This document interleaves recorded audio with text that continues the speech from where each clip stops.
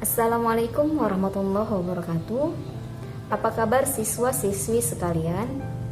Bertemu lagi dengan Bu Lia dalam pembelajaran pendidikan agama Islam.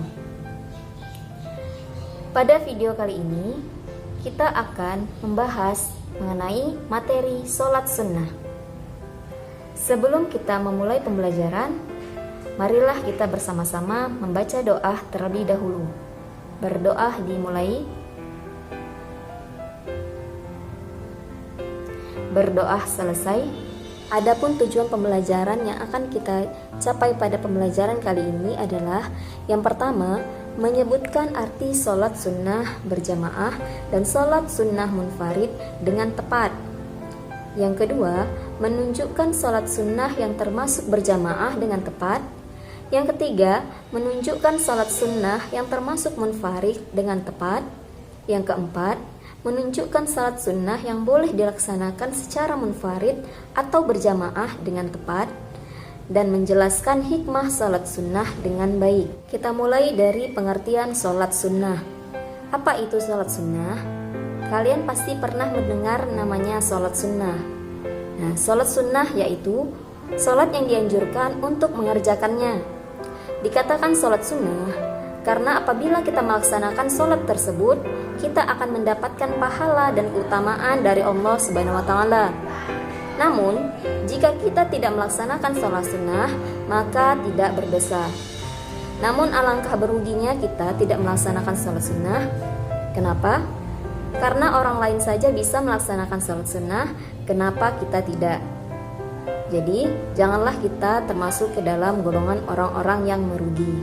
Nabi SAW bersabda, siapa yang sholat sunnah dalam sehari semalam 12 rakaat, maka Allah telah membangunkan untuknya rumah di surga. Hadis riwayat Imam An-Nasai. Maka dari itu, alangkah baiknya jika kita melaksanakan sholat sunnah, karena banyak mendapat keutamaan jika kita melaksanakannya. Sholat sunnah itu ada 3 macam. Yang pertama adalah sholat sunnah munfarid, yang kedua sholat sunnah berjamaah, dan yang ketiga adalah sholat sunnah munfarid atau berjamaah. Sholat sunnah munfarid adalah sholat yang kita kerjakan secara sendiri. Nah, ada 3 sholat sunnah yang bisa kita lakukan secara sendiri. Yang pertama adalah sholat rawatib. Yang kedua adalah sholat tahiyatul masjid. Dan yang ketiga adalah sholat istikharah. Yang dikatakan sholat rawatib yaitu sholat yang mengiringi sholat fardu, baik dilakukan sebelum atau sesudah sholat fardu. Yang dikatakan sholat tahiyatul masjid adalah sholat sebagai bentuk penghormatan terhadap masjid. Seperti kita bertamu ke rumah seseorang, biasanya kita mengucap salam atau mengetuk pintu terlebih dahulu. Begitu juga jika kita masuk ke dalam masjid, sebagai rangkaian adab kita, maka kita melaksanakan sholat tahiyatul masjid. Kemudian sholat istikharah. Yang dikatakan sholat istikharah yaitu sholat untuk memohon petunjuk kepada Allah dalam menentukan pilihan terbaik di antara 2 pilihan atau lebih. Yang kedua adalah sholat sunnah berjamaah.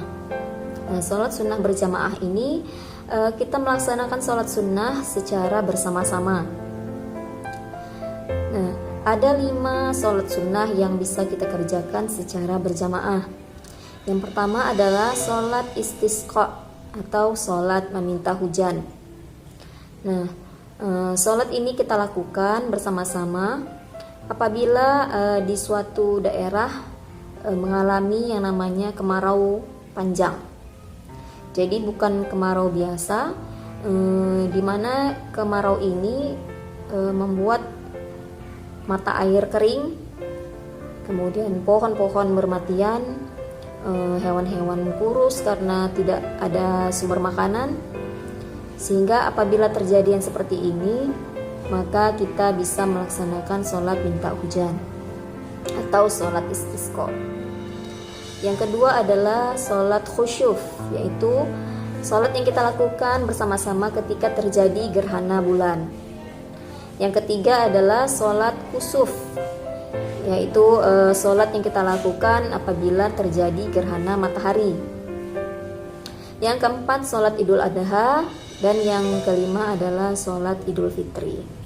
Nah, kelima sholat sunnah berjamaah ini ada kaitannya dengan rangkaian khutbah. Nah, jadi makanya kelima sholat ini harus dilaksanakan secara berjamaah.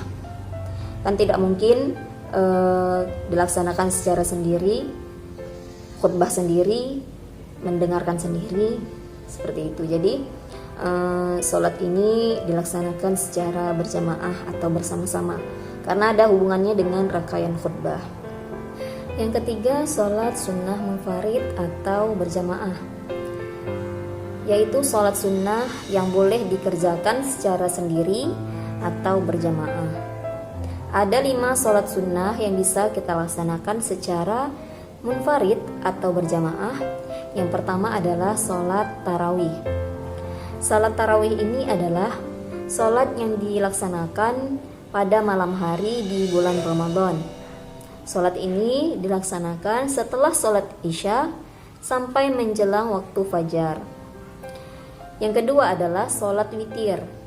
Sholat witir ialah sholat yang dilaksanakan dengan bilangan rakaat ganjil. Sholat ini dilaksanakan setelah sholat Isya sampai menjelang waktu sholat subuh. Yang ketiga adalah sholat duha. Sholat duha ini disebut juga dengan sholat awabin duha, yaitu sholat sunnah yang dikerjakan pada waktu matahari sudah naik sekitar 1 tombak. Jadi sekitar pukul 7 pagi sampai menjelang waktu sholat zuhur. Yang keempat adalah sholat tahajud. Sholat tahajud adalah sholat sunnah muakkad yang dilaksanakan pada sebagian waktu di malam hari. Nah, sholat ini juga termasuk dari bagian sholat qiyamul lail atau sholat malam yang langsung diperintahkan oleh Allah Subhanahu wa taala. Yang kelima adalah sholat tasbih. Sholat tasbih adalah sholat sunnah yang dilaksanakan dengan memperbanyak membaca tasbih. Dalam sholat ini kita membaca tasbih sebanyak 300 kali. Ini adalah pelaksanaan sholat sunnah duha berjamaah di sekolah kita di SMP Negeri 4 Percut. Ini adalah sholat sunnah yang dilaksanakan mulai dari siswa kelas 7, 8, dan 9. Kita laksanakan secara bersama-sama pada hari Jumat minggu ketiga di setiap bulannya. Jadi ini adalah kegiatan rutin kita setiap bulan, seperti itu. Kemudian hikmah melaksanakan sholat sunnah. Ada hikmah jika kita melaksanakan sholat sunnah, atau ada manfaat yang bisa kita peroleh ketika kita melaksanakan sholat sunnah. Apa saja hikmahnya? Yang pertama adalah disediakan jalan keluar bagi setiap permasalahan dan diberi rezeki oleh Allah Subhanahu wa taala. Yang kedua, menambah kesempurnaan sholat fardu. Yang ketiga, menghapus dosa, meningkatkan derajat keridhaan Allah, serta menumbuhkan kecintaan kepada Allah Subhanahu wa taala. Yang keempat, sebagai ungkapan rasa syukur kepada Allah Subhanahu wa taala. Yang kelima, mendatangkan keberkahan. Dan yang keenam, hidup menjadi terasa nyaman dan tentram. Nah, itu tadi hikmah dari melaksanakan sholat sunnah. Nah, sekian pembelajaran kita pada materi sholat sunnah. Semoga yang Ibu sampaikan bisa diterima dan bisa dimengerti dan bisa dipahami dan juga bermanfaat. Lebih dan kurang mohon maaf. Wassalamualaikum warahmatullahi wabarakatuh.